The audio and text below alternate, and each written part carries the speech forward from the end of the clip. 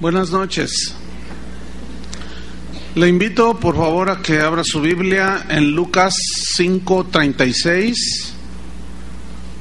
Lucas 5:36 al 39, porque vamos a continuar con la serie Las parábolas de Jesús. Esta es la parábola número 24, son como 40. Así es que nos vamos a sentar todo el año. Y gratis. Hoy vamos a ver la parábola del vino nuevo en odres nuevos. ¿Está listo? Lucas 5:36.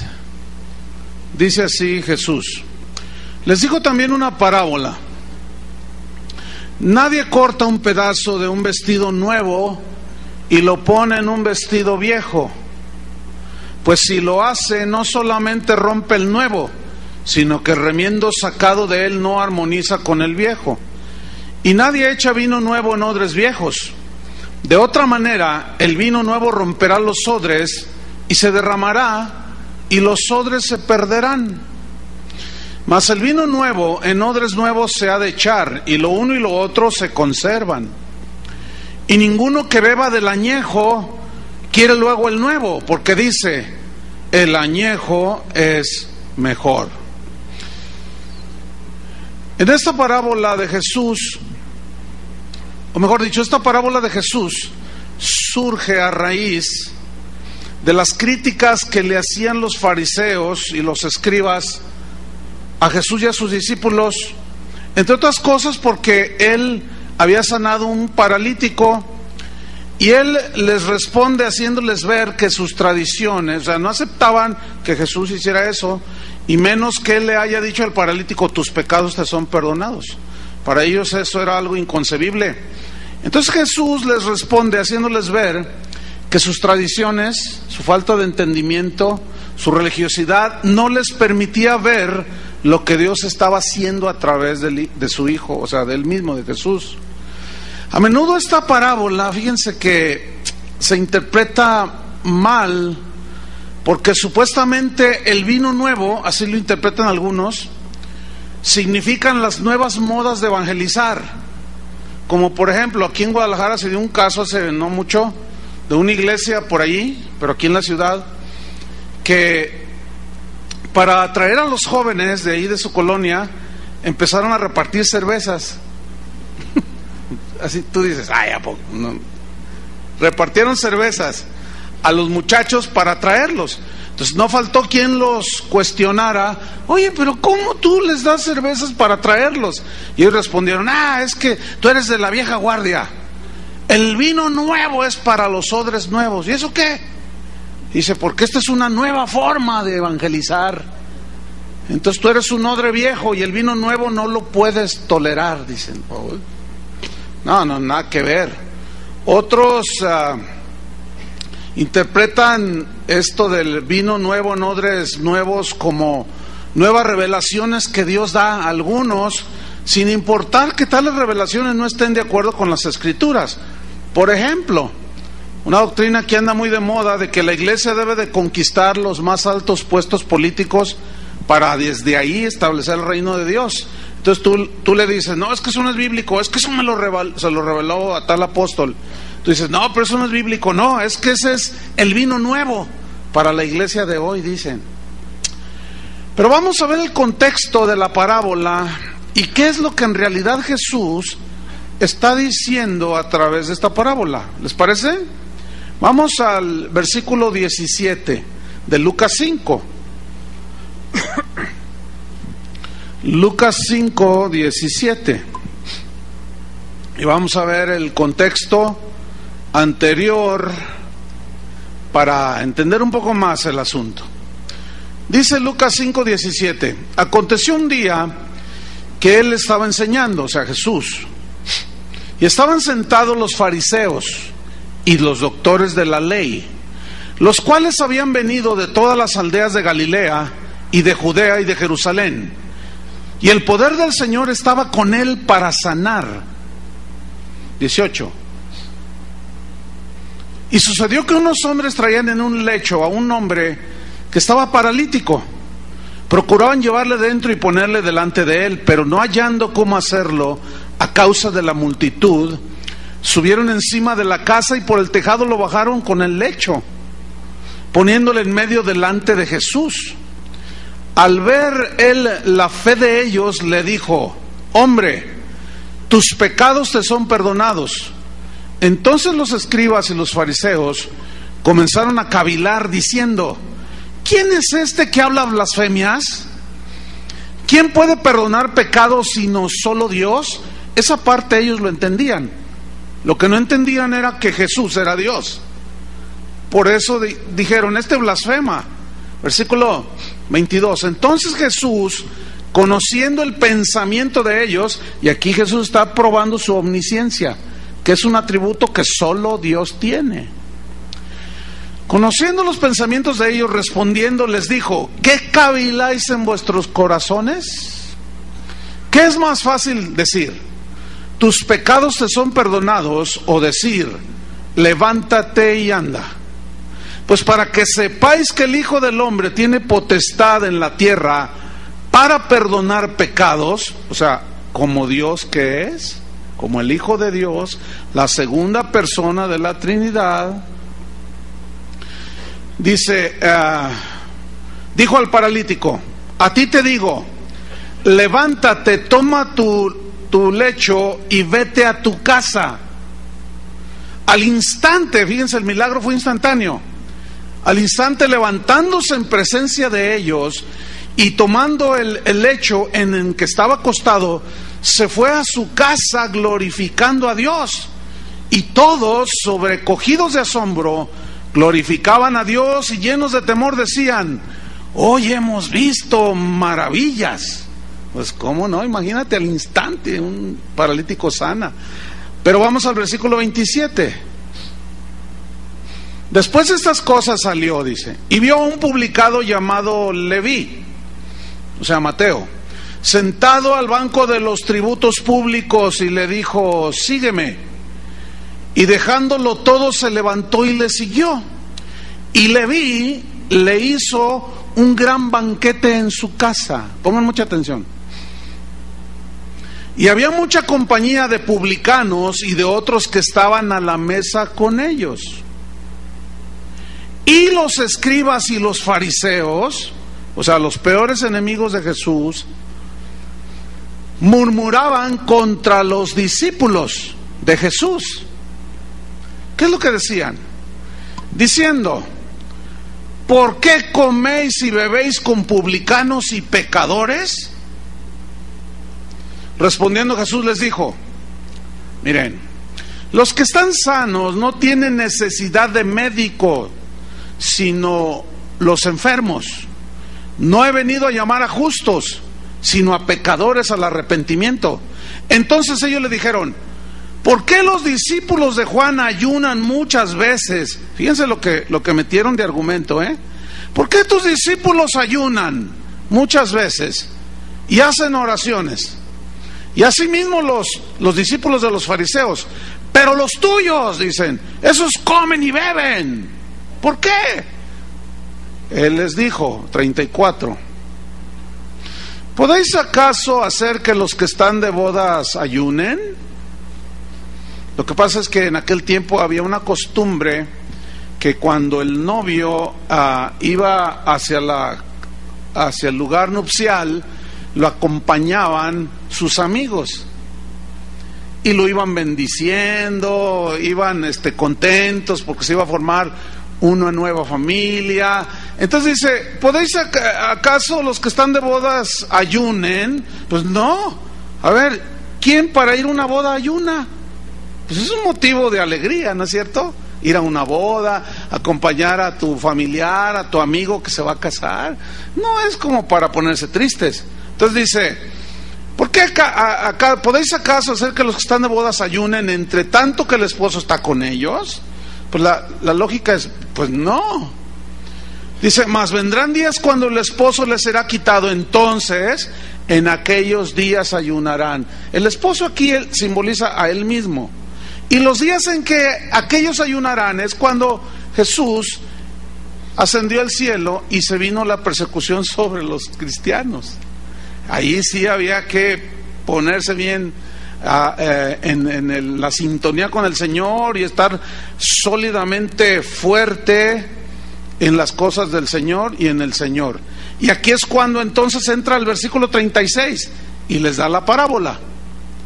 Les dijo también una parábola: nadie corta un pedazo de un vestido nuevo y lo pone en un vestido viejo, pues si lo hace no solamente rompe el nuevo, sino que el remiendo sacado de él no armoniza con el viejo.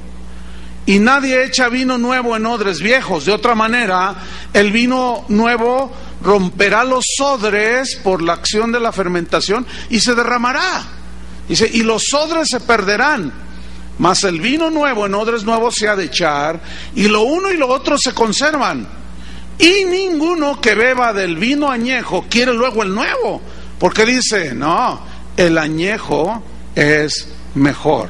Ok, por medio de esta parábola, Jesús dio a entender, ponen mucha atención, que la enseñanza de los fariseos y los discípulos de Juan pertenecían al pasado, al antiguo pacto.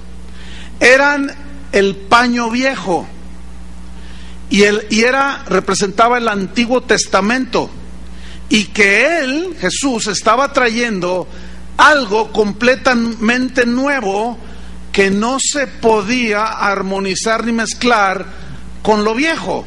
En otras palabras, los discípulos de Jesús no podían hacer lo que hacían los fariseos, ni los seguidores de Juan el Bautista, que practicaban ayunos, hacían rituales, etcétera, etcétera. No, los discípulos de Jesús pertenecían a un nuevo pacto, con mejores promesas, a nueva forma de vida, un estilo de vida totalmente diferente al anterior hasta el día en que Jesús pisó esta tierra.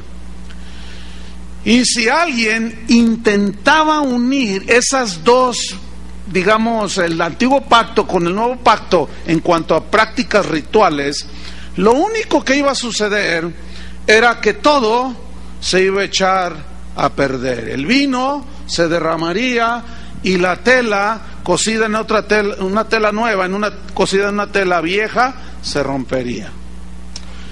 Pero entonces aquí surge una pregunta: ¿qué representan el vestido y los odres viejos? Bueno, el vestido y los odres viejos representan por lo menos 6 cosas que yo quiero mencionarles ahora acerca de lo que representan el vestido viejo y los odres viejos. Número 1, representan los ritos de la ley. Esos ritos de la ley fueron establecidos por Dios mismo, ciertamente, pero dice la Biblia claramente que esos ritos eran la sombra de lo que había de venir, es decir, Cristo.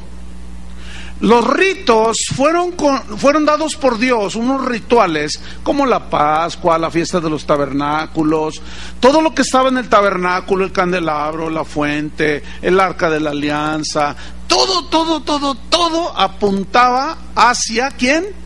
Cristo. Entonces, todos esos ritos fueron con el fin de ir revelando a la humanidad su plan de redención.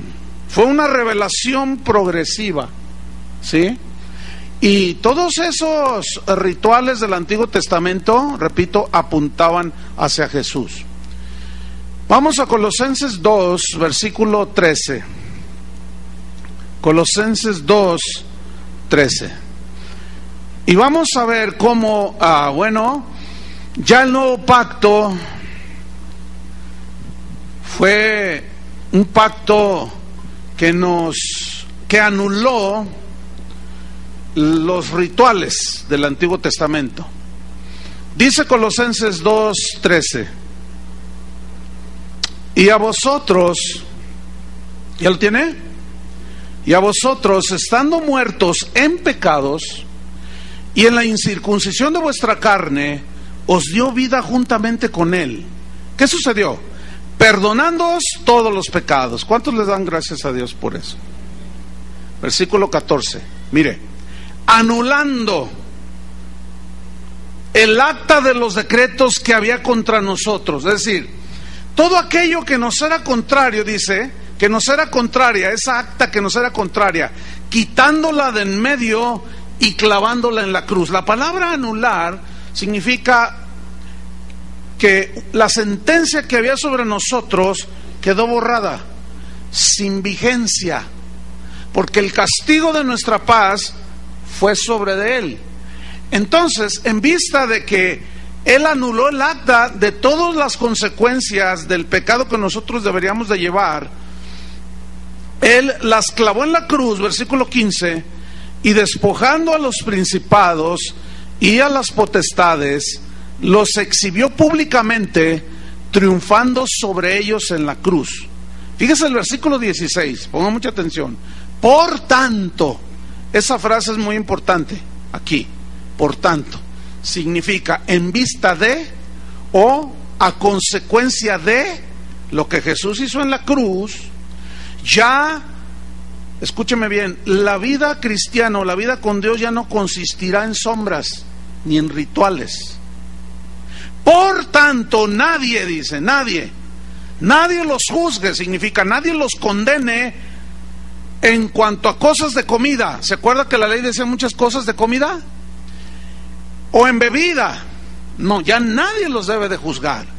O en cuanto a días de fiesta, que la fiesta de los tabernáculos, que la fiesta de aquel, que dice luna nueva o días de reposo.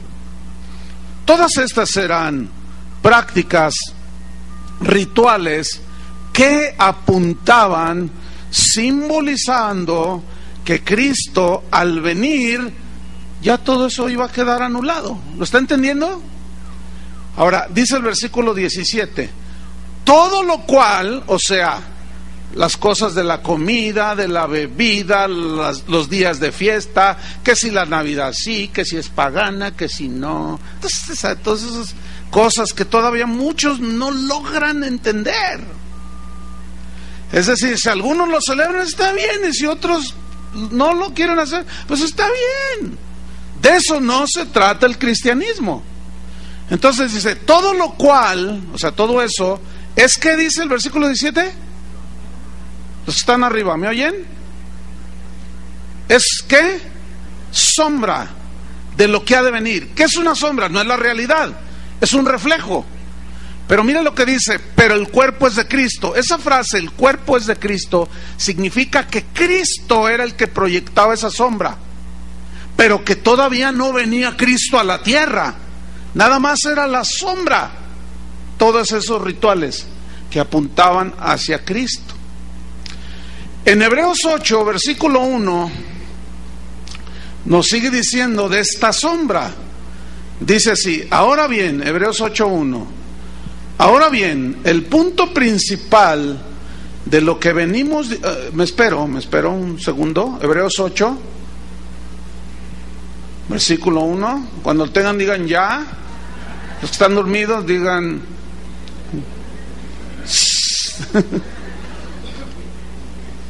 sueñen borreguitos, sueñen con la ovejita que está junto a ti. Hebreos 8:1, ¿ya lo tiene? Dice, ahora bien, el punto principal de lo que venimos diciendo es que tenemos tal sumo sacerdote, refiriéndose a Jesús. Acuérdense que había un sumo sacerdote que hacía todos los rituales en Israel. Bueno, ese sumo sacerdote también era una sombra de Cristo, porque cuando moría el sumo sacerdote tenían que reemplazarlo con otro, pero Cristo ya es eterno, ya no necesitamos sumos sacerdotes. Ok, sigo leyendo. Tenemos tal sumo sacerdote, el cual se sentó a la diestra del trono de la majestad en los cielos, ministro del santuario y de aquel verdadero tabernáculo que levantó el Señor y no el hombre, porque todo sumo sacerdote terrenal está constituido para presentar ofrendas y sacrificios, por lo cual es necesario que también éste tenga algo que ofrecer. Así que, si estuviese sobre la tierra, ni siquiera sería sacerdote, habiendo aún sacerdotes que presentan las ofrendas según la ley, los cuales, sacerdotes, fíjate lo que dice, sirven a lo que es figura y sombra de las cosas celestiales. Como se le advirtió a Moisés cuando iba a erigir el tabernáculo, diciéndole: mira, Moisés, haz todas las cosas conforme al modelo que se te ha mostrado en el monte. ¿Por qué tenía que ser al pie de la letra el diseño y la construcción del tabernáculo? Porque cada cosa del tabernáculo, las cortinas, todos los colores, las vestiduras del sacerdote, todo, absolutamente todo, tiene un simbolismo que apuntaba hacia Cristo. Fíjese, qué tremendo está esto. Entonces dice, versículo 6, pero ahora ya nuevo pacto, tanto mejor ministerio es el suyo, o sea, el de Cristo, cuanto es mediador de un ¿qué? Mejor pacto, establecido sobre mejores promesas. Porque si aquel primero, o sea, aquel primer pacto hubiera sido sin defecto, o sea, el antiguo pacto, ciertamente no se hubiera procurado lugar para el segundo pacto, que es el pacto sellado con la sangre de Cristo y no con la sangre de los animalitos. ¿Entendieron? Entonces, el vino nuevo, retomo aquí, representa, el vestido y los odres viejos representan los rituales de la ley que no podían hacer lo que solo Cristo pudo hacer, porque la realidad ya llegó. Entonces, cuando ellos no entienden lo que Jesús está haciendo, no entienden por qué los discípulos no ayunan, no hacen los rituales de la ley, ellos no entendían. Por eso les dice la parábola del paño nuevo, que no se puede cocer junto con un paño viejo, y el vino nuevo no se puede echar en odres viejos. La segunda razón o significado o representación de lo que es el vestido y los odres viejos es que representan las tradiciones que se derivaron del ritualismo de la gente que vivió en el Antiguo Testamento. Tradiciones, digan todos tradiciones. Vamos a Marcos capítulo 7, versículo 5. O sea, como el antiguo pacto no era perfecto, como la misma Biblia dice, pues ellos comenzaron a tratar de hacer sus propias tradiciones, según ellos basados en la ley de Moisés, pero los rituales no pueden cambiar la vida. Entonces dice Marcos 7:5, le preguntaron pues los fariseos y los escribas. Miren, aquí esta es otra pregunta, ¿por qué tus discípulos no andan conforme a la tradición de los ancianos, sino que comen pan con manos inmundas? Le preguntaban a Jesús. Miren, ustedes saben que por puro sentido común nos lavamos las manos antes de comer. Sí, usted se las lava antes de comer, ¿verdad? Ok. Por puro sentido común, hasta te anuncian en la televisión, en la radio, de que lávate las manos, para que no te entre algún virus, alguna bacteria. Pues eso es por lógica, por simple sentido común. El problema era que estos escribas y fariseos le atribuían poderes de santificación y poderes milagrosos al hecho de ir a lavarse las manos de una manera ceremonial, y decían: ya con esto estoy limpio de mis tranzas de ayer. Ya con esto estoy limpio de mis asuntos que no están muy correctos, y ya me lavo por fuera las manos. Entonces mira lo que les dice Jesús en el versículo 9. Y les decía también Jesús: bien invalidáis el mandamiento de Dios para guardar vuestra ¿qué? Tradición. O sea, ellos no habían entendido. ¿Qué era más importante? ¿Obedecer a Dios o lavarse las manos en un ritual? Obedecer a Dios. ¿Qué era más de más estima delante de Dios? ¿Dejar de comer o dejar de robar? por puro sentido común. ¿Sí? Pero ellos lo hacían al revés. Dejaban las cosas más importantes, la obediencia, la fe, la misericordia, el amor al prójimo, para guardar sus tradiciones. Por eso cuando Jesús llega y sana al paralítico y dicen, tus pecados te son perdonados, ¿qué está blasfemando? Y empiezan a cuestionarlo a Jesús. No, tus discípulos, ¿por qué no ayunan? Porque nosotros ayunamos también. ¿Y ellos por qué no? Y no, ¿están notando cómo ellos se iban a las prácticas externas? Número 3. El vestido y los odres viejos representan la religiosidad sin vida, o sea, las prácticas sin vida. Prácticas que aparentan piedad, pero que en realidad no pueden hacer nada. Mateo 23, 27. Todo esto que estamos viendo es lo que representan el vestido viejo, los odres viejos y el vino añejo. Ya les voy a explicar eso. Mateo 23, 27. Dice así: ay de vosotros, ese ay es de lamentación, escribas y fariseos.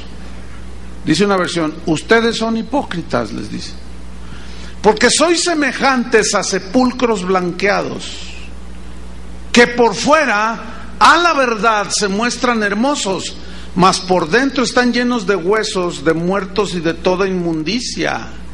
Así también vosotros por fuera a la verdad os mostráis justos a los hombres, pero por dentro estáis llenos de hipocresía e iniquidad.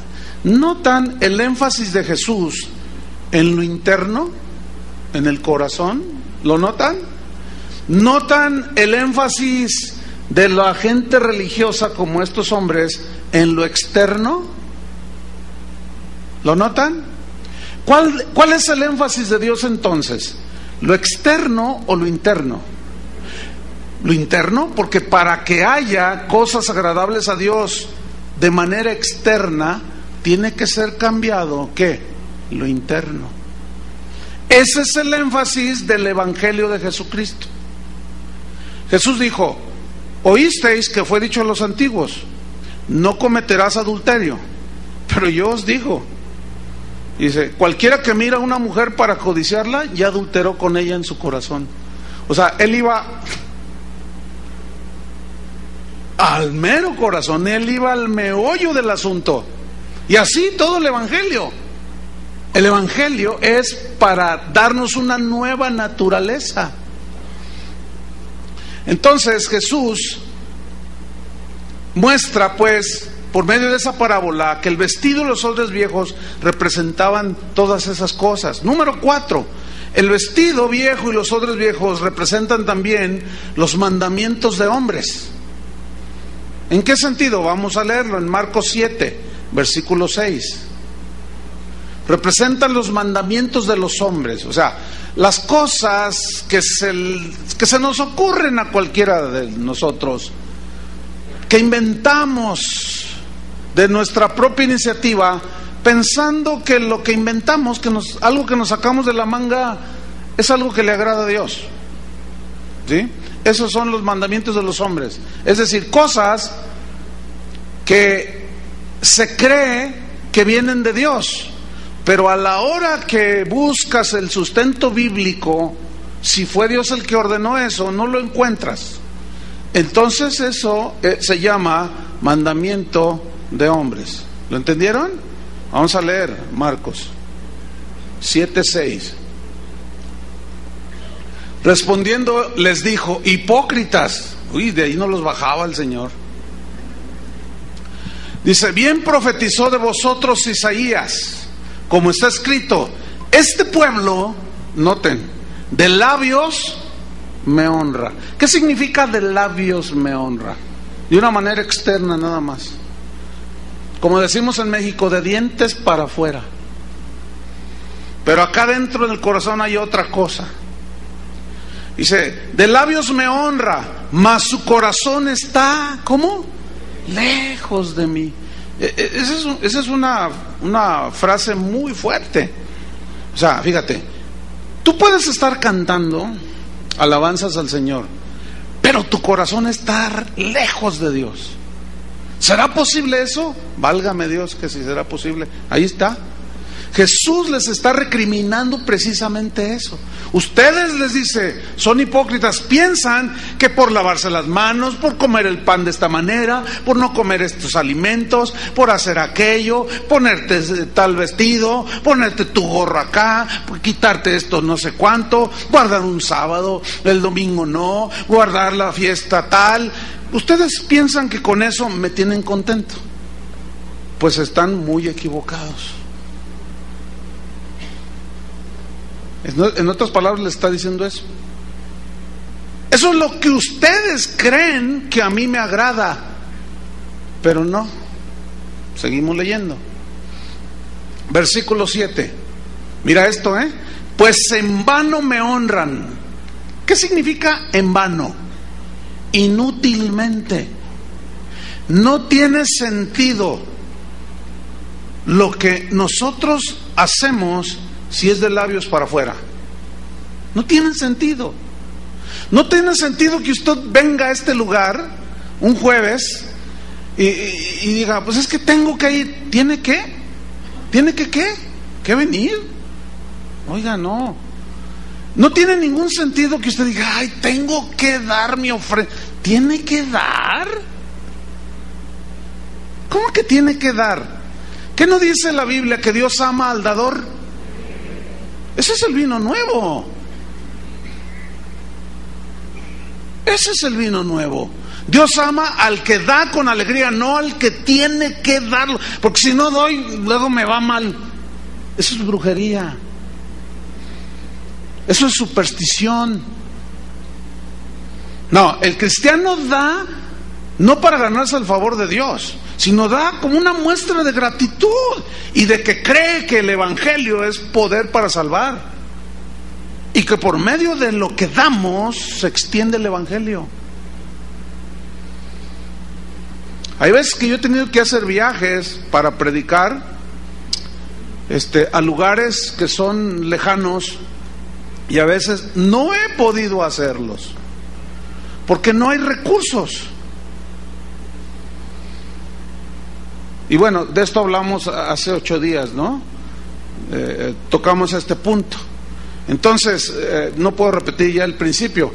Pero en vano me honran, dice. No, tiene que ser algo genuino, producto de algo que pasó en tu interior, no en tu exterior.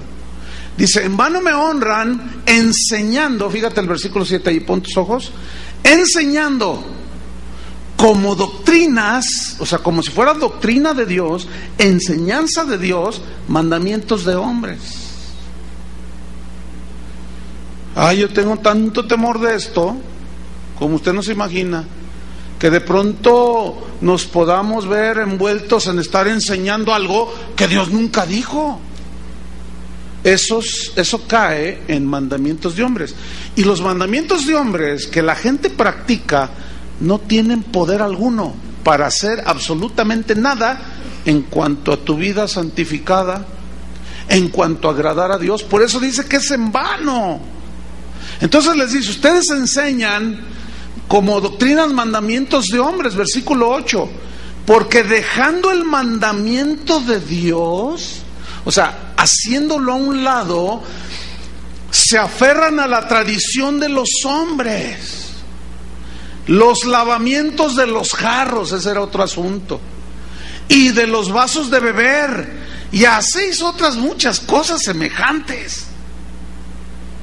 En vano. Todo eso representa, mis queridos hermanos, el vestido y los odres viejos. Número 5 de lo que representan: el tratar de ser justificados por las obras. Eso representan también el impulso humano por hacer buenas cosas para ganarse la aceptación de Dios. Pero vamos a ver lo que dice Romanos 3:20. O sea, la naturaleza humana quiere su granito de gloria, ¿sí? De reconocimiento. O sea, yo voy a hacer esto, yo doné tanto a los niños pobres de no sé dónde, yo hice esto, yo voy a hacer lo otro. Y eso es pura gloria a la carne, ¿sí? Pero dice Romanos 3:20, ya que por las obras de la ley, o por practicar todo lo que ya vimos, dice, ningún ser humano, ¿qué? Será justificado delante de él, porque por medio de la ley es el conocimiento del pecado, porque al ver que no podíamos cumplir la ley, nos dábamos cuenta de nuestra condición pecaminosa. Entonces, cuando llega Jesús y les dice, para que todo aquel que en él cree no se pierda, mas tenga vida eterna, no, hombre, pues no, hay que guardar el sábado, hay que celebrar la Pascua, matar el corderito, hay que guardar tal día, el día de luna nueva, no hay que comer esto. Y Jesús dice, no, todo eso era sombra. Entiéndanlo de una vez por todas. La realidad que soy yo, aquí estoy. En otras palabras, ahí en Juan les dijo eso. La luz vino al mundo, pero los hombres amaron ¿qué? Más las tinieblas que la luz. Y Él era la luz que alumbra a todo ser humano. Entonces obviamente que chocaba lo nuevo del nuevo pacto con lo antiguo. Y a eso se refiere. Siento por allí como que están entendiendo. Eso me da mucho gusto. Y el número 6 de lo que representan los odres viejos y el vino viejo, representan lo rutinario de una vida religiosa sin vida. O sea, la rutina. Qué horrible es eso de la rutina. Vamos a Colosenses 2:20. Cuando tú sientas como que estás cayendo en una rutina, en un amodorramiento, en una, así como que te vuelves así indiferente, tiempo de sacudirte, tiempo de sacudirte, porque entonces tú no estás viviendo un cristianismo que sale de tu nueva naturaleza. Colosenses 2:20. ¿Ya lo tienen?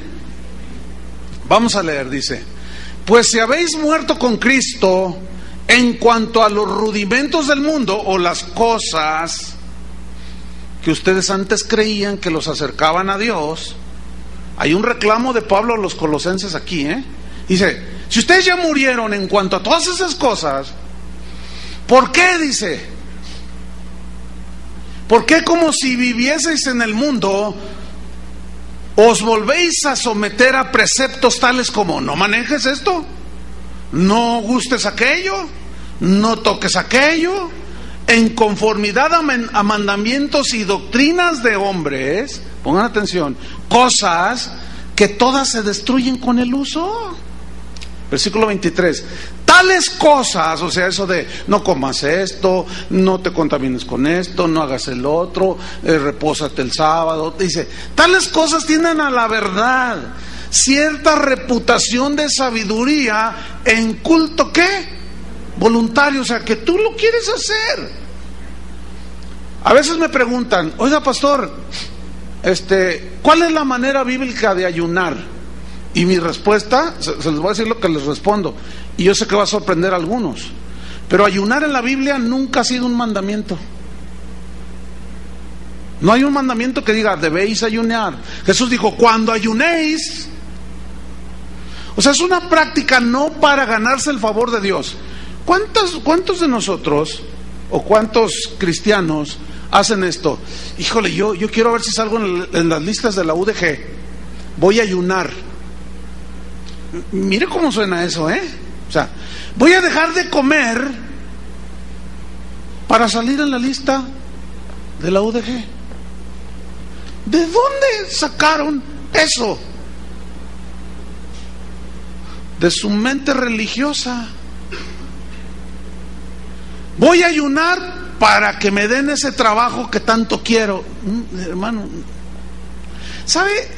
los discípulos ayunaban en el libro de los Hechos, pero el ayuno siempre iba relacionado con buscar hacer la voluntad de Dios netamente espiritual, no para lograr cosas materiales.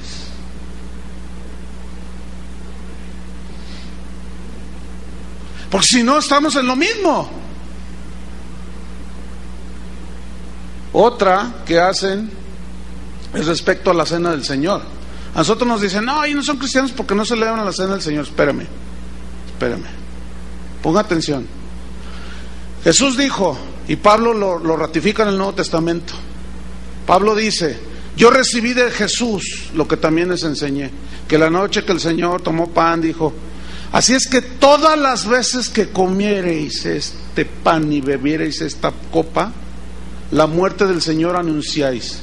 Haced esto, dijo Jesús, las veces que lo hiciereis, en memoria de mí. Esa frase, las veces que lo hiciereis, si yo quiero lo hago diario, o si que yo quiero lo podemos hacer diario, o cada domingo, o cada mes, o algunos lo hacen una vez al mes, otros lo hacen cada domingo. Hay iglesias cristianas que lo hacen cada domingo, pero se vuelve un ritual de tal manera, sin vida, que ya nomás llegan y pues ya, sí, la copa, sí, ya, y vámonos.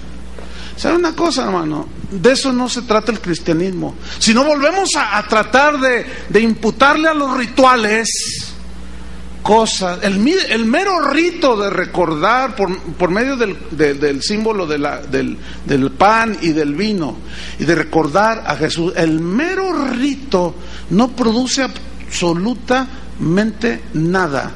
Y ese tema lo voy a tocar en el tema que estoy desarrollando los domingos, sobre temas de importancia para la iglesia, porque si no ya estamos en la misma, atribuyéndole a un ritual, porque es un rito, es de los dos ritos que dejó el Señor solamente, pero estos nunca son para obtener algo.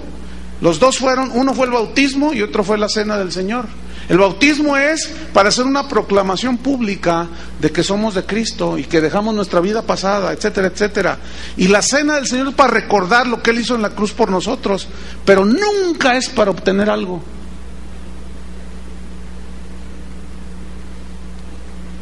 Si no, repito, ya estaríamos haciendo lo mismo, estaríamos cayendo exactamente en lo mismo. No, se trata de entender. Por eso aquellos no entendían. Nosotros necesitamos entender.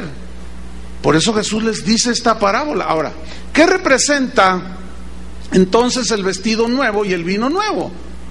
¿Qué representan? Bueno, les voy a dar por lo menos 4 cosas que representan el vino nuevo y el vestido nuevo. Número 1, representa el Evangelio de Jesucristo. Por supuesto. ¿Qué era lo que representaba al Antiguo Testamento? La ley. ¿Sí? ¿Qué es lo que se enfatiza en el Nuevo Testamento? El Evangelio. Y la ley y el Evangelio no están peleados entre sí, cada uno cumplió su propósito. Entonces, vamos a Romanos 1:16. El vino nuevo representa entonces el Evangelio de Jesús. Romanos 1:16 dice Pablo aquí algo importante, dice, porque no me avergüenzo del Evangelio. Ahora, ¿qué significa Evangelio? Ustedes saben, las buenas nuevas de Jesús. Ahora él dice, porque no me avergüenzo del Evangelio, decía Pablo, porque es poder de Dios. Fíjense lo que es el Evangelio, para salvación, pero noten la frase que sigue a continuación, a todo aquel que celebra el sábado, que se lava las manos, que guarda el día, la luna nueva. ¿Eso? No. Que celebra el bautismo, que celebra la Santa Cena, que no se pone aretes, que no se pone esto, que no se pone... ¿Eso dice? No, no. El Evangelio de Dios es poder para salvación a todo aquel que cree. Esa aseveración está en todo el Nuevo Testamento. Estaba escondida en el Antiguo Testamento. Moisés dice la Biblia que Moisés, Abraham fueron justificados por la fe. Ahí estaba escondido. pero no todos lo captaban. Dice entonces que es poder de Dios para salvación a todo aquel que cree, al judío primeramente y también al griego. Versículo 17, porque en el Evangelio la justicia de Dios, o el declarar justo a los hombres, se revela por medio de ¿qué? De la fe. Y para fe, para que seguir creyendo, no para hacer cosas para ganarnos el favor de Dios, como está escrito, mas el justo por la fe vivirá. O sea, ¿quieres vivir una vida que verdaderamente agrada a Dios? Fe. ¿Pero en qué sentido? En creer lo que el Evangelio dice. ¿Entendieron? Y no solo creerlo, sino hacerlo. Eso es lo que significa, lo que representa el vino nuevo. Por eso ellos rechazaron la conducta de los discípulos, juzgaban a Jesús. Come con los publicanos, si supiera quién es esa mujer pecadora, no te dejaría tocar, y todas esas cosas. Número 2 de lo que representa entonces el vestido nuevo y el vino nuevo. Representa la gracia de Dios. Ahora, ¿qué es la gracia de Dios? Es el regalo de Dios. Gracia es favor inmerecido. Es un regalo inmerecido. Y la salvación es un ¿qué? Un regalo. ¿Te lo ganaste? ¿La salvación te la ganaste? No. Merecíamos la condenación. Pero al creer en ese momento que tú creíste, operó la gracia. Y sin merecerlo, como dice el himno antiguo, y sin merecerlo, Dios me regaló la salvación. Solo porque creí, no hice nada. Y aún la misma fe, Dios me la dio. ¿Por qué? Porque la fe viene por el oír. O sea, el oír el Evangelio produce la fe que te salva. Entonces, dice así, ahí en Romanos 3:24, nos dice así, búsquenlo, Romanos 3:24. La gracia de Dios, eso representa que es contrario a la ley.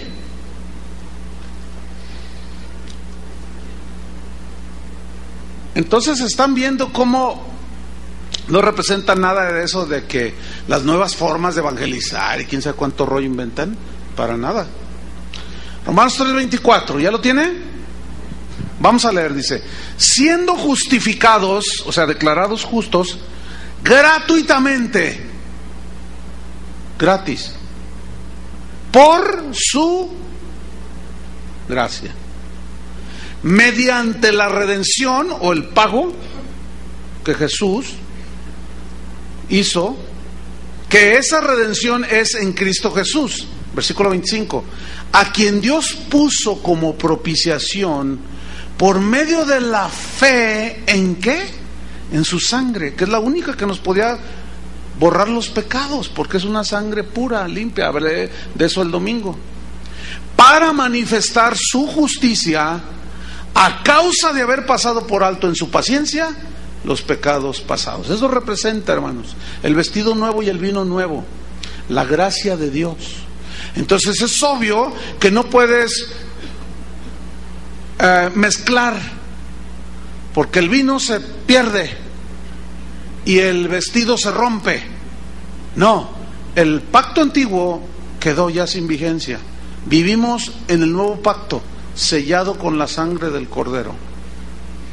Y número 3 de lo que representa el vestido nuevo y el vino nuevo, representa una nueva creación en Dios. Es decir, que si no hay una nueva criatura, una nueva creación, no sirve de nada.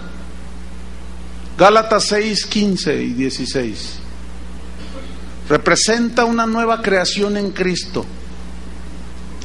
Aquí dice Pablo lo siguiente: porque en Cristo Jesús, dice, ni la circuncisión vale nada. Y la circuncisión era un ritual del Antiguo Testamento. ¿Estamos? Ok. En Cristo, dice Jesús, Ni la circuncisión vale nada, ni la incircuncisión, o sea, que seas o no circuncidado como un ritual para decir, este es un judío, este es un hijo de Dios. No, ¿qué es lo que vale? Una nueva creación. Eso es lo que vale. ¿Y qué significa una nueva creación? La circuncisión, decía Pablo, no es la de la carne, sino la del corazón, la de acá adentro. Que quítese aquella dureza del corazón, aquello que cubre el corazón. Y eso solamente Dios lo puede hacer a través del nuevo nacimiento. Y la cuarta cosa que representa el vestido nuevo y el vino nuevo es que solo por Cristo podemos ser nuevas criaturas, solo por Él. No es por hacer mis rituales, no es por dar mucho diezmo, no es por dar mucha ofrenda, no es por ayunar mucho, no es porque hacemos o deshacemos, no, sino es solamente por Cristo. ¿Qué significa esto? Por lo que Él hizo en la cruz. Tú miras la cruz, crees ese sacrificio y tus pecados son ¿qué? Perdonados y borrados y olvidados de la mente de Dios. Qué maravilla, ¿no? Vamos a leer 2 de Corintios 5:17, que no es más ni lo busquen, todos nos lo sabemos de memoria. De modo que si alguno no está en Cristo, todavía no es una nueva creación. Ese es lo contrario. Pero ¿qué dice el texto? De modo que si alguno está en Cristo, ¿qué? Nueva criatura es. Entonces, si alguien no está en Cristo, está en sus tradiciones, está en sus mandamientos de hombres, está en lo que se le antoja acá arriba, está en su vana adoración, no le sirve absolutamente de nada. Entonces, escucha el Evangelio y se pone como los del tiempo de Jesús. No, pero ¿cómo? Dicen. Y no entienden. No, pero también nosotros, ayúdate que yo te ayudaré. No, uno tiene que hacer algo para salvarse. No, mi estimado, tú no tienes que... Mira, tanto has hecho que todavía sigues perdido. Y ese choque que tiene la gente de hoy cuando escucha el Evangelio, yo he escuchado a mucha gente decir, ay sí, ¿a poco nada más me arrepiento y ya soy salvo? Sí, fíjate, ay, sí, qué fácil. No, uno tiene que hacer cosas para lavar sus pecados. Imagínate, hacer cosas para lavar sus pecados. ¿Cómo qué, mi estimado compadre? No, pues darle a los niños pobres del padre Cuellar, darles ahí, llevarles zapatitos. Allí yo estoy lavando mis pecados. Blasfemia. ¿Cómo unos zapatos, por más nuevos que estén, pueden lavar tus pecados? ¿Están entendiendo? Imposible. Ahora, vámonos a Lucas 5:36 rápidamente para irnos sobre el final de este asunto. Jesús dice pues, nadie, digan todos, nadie. Es que esto está muy interesante. Dice, nadie corta un pedazo de un vestido nuevo y lo pone en un vestido viejo. Estoy en Lucas 5:36. Pues si lo hace, no solamente rompe el nuevo, sino que el remiendo sacado de él no armoniza con el viejo. Y nadie, digan todos nadie, echa vino nuevo en odres viejos. De otra manera, el vino nuevo romperá los odres y se derramará y los odres se perderán. Yo quiero hacer un énfasis en la palabra nadie. ¿Por qué Jesús dice, nadie se le ocurre cortar un pedazo de un vestido nuevo y lo cose en un vestido viejo? Nadie. ¿Saben qué está haciendo Jesús aquí? Por simple sentido común. O sea, Jesús está apelando a la más mínima inteligencia del ser humano. Que alguien diga, no, pues yo estoy medio así.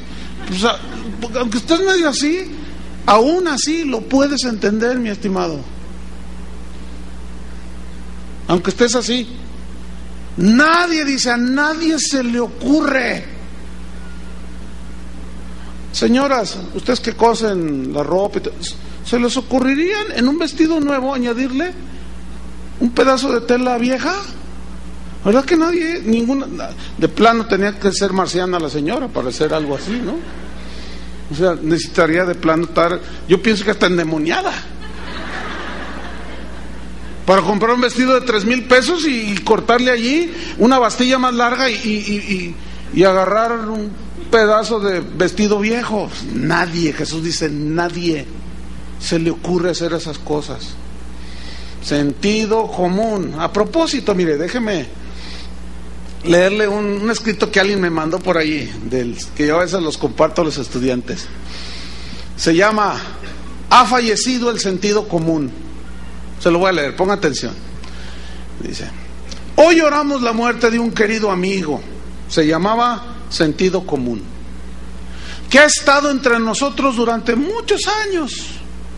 Será recordado por haber sabido cultivar lecciones tan valiosas como, por ejemplo, que hay que trabajar para poder comer y tener un techo propio sobre tu cabeza, o que se necesita leer todos los días para aprender. Sentido común vivió bajo simples y eficaces consignas como: no gastes más de lo que ganas. Su salud comenzó a deteriorarse rápidamente cuando se le aplicaron reglas bien intencionadas pero ineficaces, y entró en coma el sentido común, como por ejemplo buscar informes respecto a un niño de 6 años que fue acusado de abuso sexual por haberle dado un beso a una compañerita de su clase. O sea, no sé si están entendiendo la ironía, ¿sí o no? Ok, pues es que los veo así como... Sentido común empezó a perder terreno cuando los padres atacaron a los maestros solo porque ellos hicieron el trabajo que ellos deberían de hacer, que era disciplinar a sus ingobernables hijos.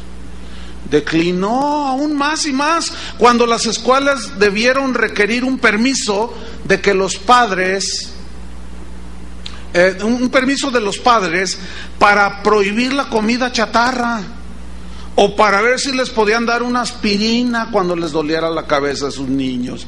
Sentido común perdió el deseo de vivir cuando los 10 mandamientos se convirtieron en materia de risas, cuando algunas iglesias se convirtieron en negocios y los criminales empezaron a recibir mejor trato que sus víctimas. Sentido común empezó a morir cuando la Comisión de los Derechos Humanos defendió más al delincuente que a la víctima. O cuando una mujer golpeada denunció el hecho y le preguntaron, ahí el Ministerio Público, ¿tiene pruebas como un video o fotos donde se vea que su esposa la estaba golpeando? Para sentido común fue un duro golpe, uno que ya no se pudo defender. Como por ejemplo, cuando, si usted entra a su casa y se defiende de un ladrón que está ahí adentro, y luchan, y usted pues le da un golpe, y el ladrón va y te demanda porque lo agrediste. Y así muchísimos casos más de nuestra vida terrenal. La muerte de sentido común fue precedida por las de sus padres, ya se murieron también. Los padres del sentido común se llamaban la verdad, la confianza. La esposa del sentido común se llamaba discreción, ya se murió también. Tenía una hija que se llamaba responsabilidad, también se le murió. Y la de su hijo se llamaba raciocinio, también ya se murió. Pero le sobreviven 3 hermanastros.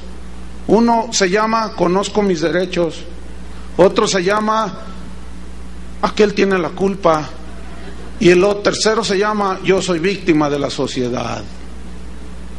Bueno, no hubo mucha gente en su funeral porque muy pocos se enteraron de que se había muerto el sentido común. Está bueno ese, ¿no? Y Jesús dice, ok, no tiene nada de revelación, están tapados, están cerrados, pero yo voy a apelar al mínimo sentido común de ustedes. Nadie, absolutamente nadie, va a meter vino nuevo en odres viejos, porque todos sabían que el odre tenía que ser nuevo, igual que el vino, porque al hacer la fermentación se expande, eran cueros, pieles de animales, y se expandía y se conservaba y se añejaba y quedaba un buen vino. Dice, pues ninguno está tan tontito para meter vino nuevo en odres viejos. O sea, la vieja naturaleza, la vieja forma de vida. O sea, tú no puedes vivir el cristianismo si no has nacido de nuevo. Vas a reventar y se desperdicia lo uno y lo otro. Entonces, termino con esto, concluyo con esto. Nadie que está, en otras palabras, Jesús está diciendo, nadie que está acostumbrado al... me adelanté, un versículo, quiero tocarlo rápidamente, el 39, es el último, Lucas 5:39.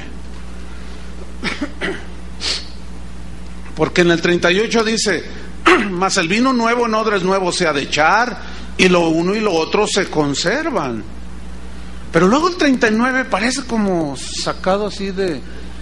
como que está medio extraño, pero no, se los voy a explicar. Dice, y ninguno que beba del añejo quiere luego el nuevo, porque dice, el añejo es mejor.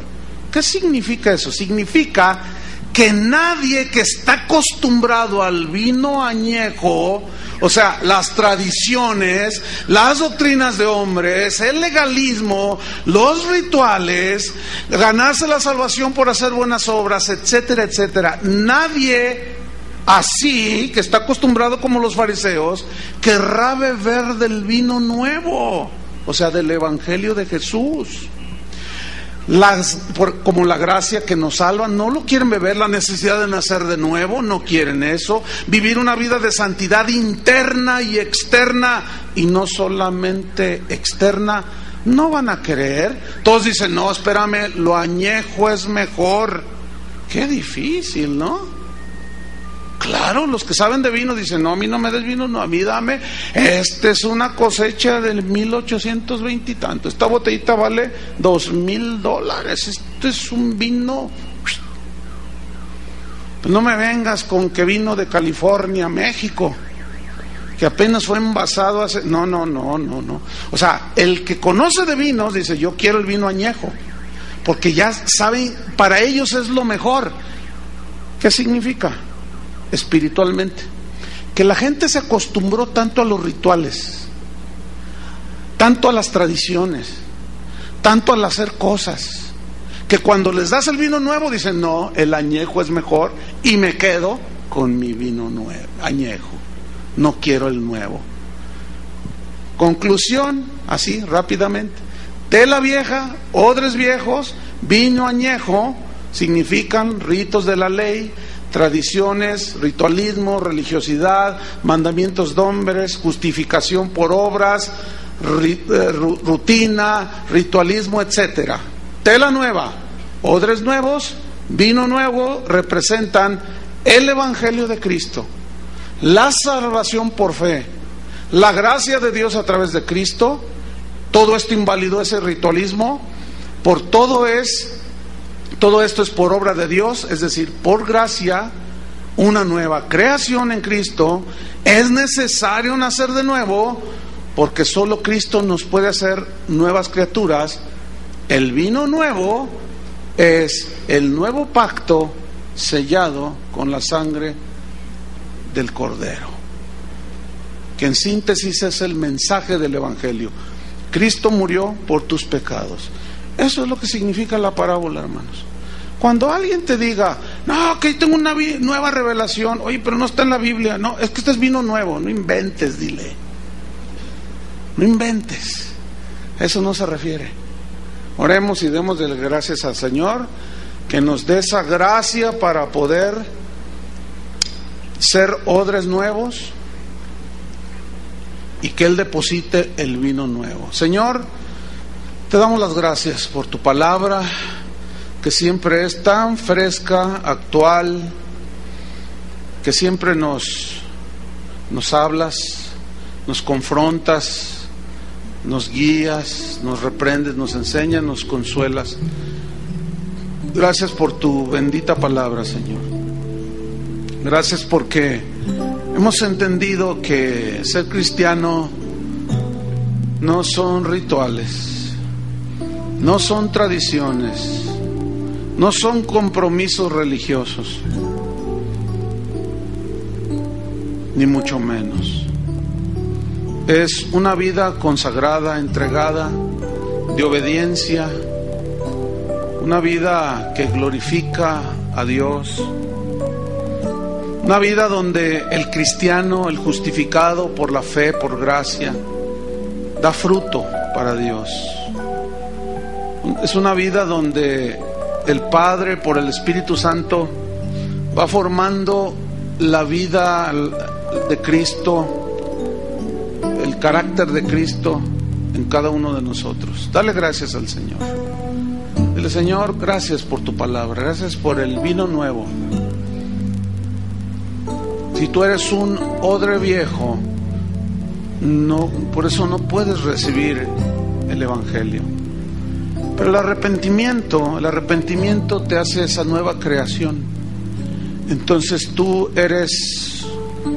puedes ser un odre nuevo, y es cuando el Señor empieza a depositar todas sus verdades, y tú empiezas a disfrutar de aquellas verdades de Dios. Padre, muchas gracias, Señor, por revelarte a nosotros en tu palabra, Señor. En el nombre de Jesús. Amén. Que Dios los bendiga a todos, hermanos.